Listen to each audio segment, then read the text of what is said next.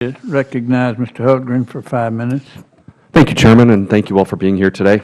Appreciate your time and the information. A couple questions, just specifically more timeline and plans with NASA. Mr. Gerstenmaier, I wonder if I could address these to you. NASA Authorization Act of 2010 requires that NASA design the multi-purpose crew vehicle, Orion, to provide backup capabilities for cargo and crew transport to the space station in the event commercial or partner-supplied vehicles are unable to do so. Wondering if you could tell me specifically how NASA is doing, what they're doing now to ensure that Orion and multi-purpose crew vehicle will be operational and ready in time to comply with the law. We're proceeding as fast as we can with both the multi-purpose crew vehicle and the Space Launch System. We have planned a scheduled uncrewed flight in 2017, and then our first crewed flight is in 2021. In 2017 is driven more by the hardware manufacturing ability, and additional funding really doesn't move the 2017 date very much. That is where it sits. We have a pretty exciting test flight coming up here in 2014 that will give us key information on how well the Orion capsule performs. The 2021 date is driven a little bit more by budget. We would have the option of potentially moving that date forward as we refine our budgets to help if we need to try to get it in front of the end of space station. But it looks like with the MPCV and SLS, the earliest we could be potentially there to help out with station would be probably in the 2018 timeframe. Okay. Following up a little bit, or just refining, I guess, NASA's fiscal year 2013 budget request, I know, just reduced Orion's funding by $200 million. And even though you've stated that these Orion and SLS are top priorities, again, wondering with that 2014 test flight of Orion, I know that's an uncrewed flight that's coming up, but wondered what specific human space flight or life support work is being funded by NASA now to ensure that Orion will in fact be ready to jump in and act as backup to service space station if needed. We're doing some limited life support development. It's ramped down a little bit. We also have quite a bit of life support equipment that we're actually using on board the space station. It provides CO2 removal and oxygen generation for the crew on board station. That has direct application to the systems that would fly in Orion in the future. So we're doing some work along those lines to keep things moving forward as much as we can. You know, we have to make hard decisions and trade things across our budget. When we look at it, commercial crew has a potential of being there a little bit earlier than we can with the government system. So we're pushing or aiming our direction towards the commercial crew activity to provide that service.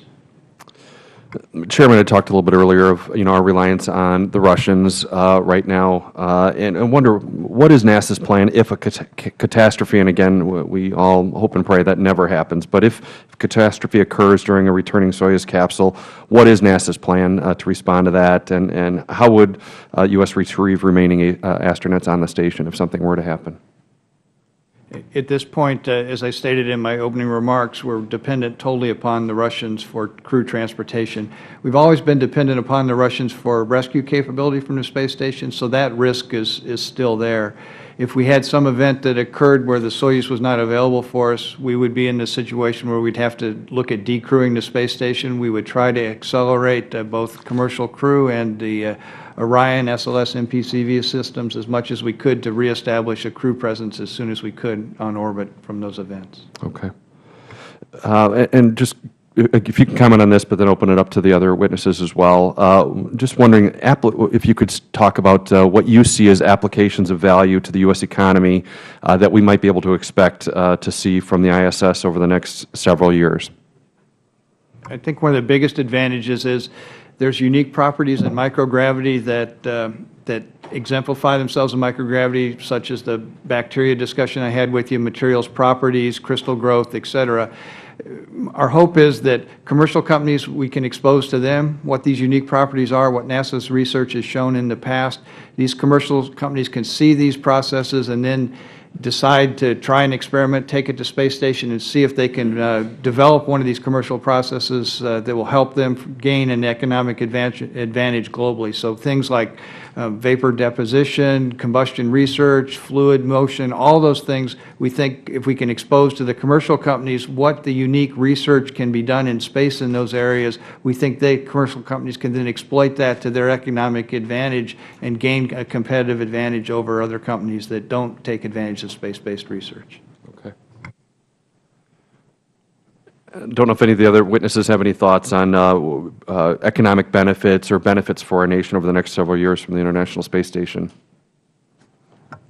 I just comment that the nonprofit organization set up for the station, it's one of their goals to bring in commercial companies into the research and increase that, and that could be beneficial. And I do recall earlier hearings here a few years ago where you had some commercial representatives talking about how they would count on the station more and more if they could get research up there, and they thought it would be beneficial to the economy. Okay. Thank you all very much. I yield back, Chairman. Gentleman, yield back.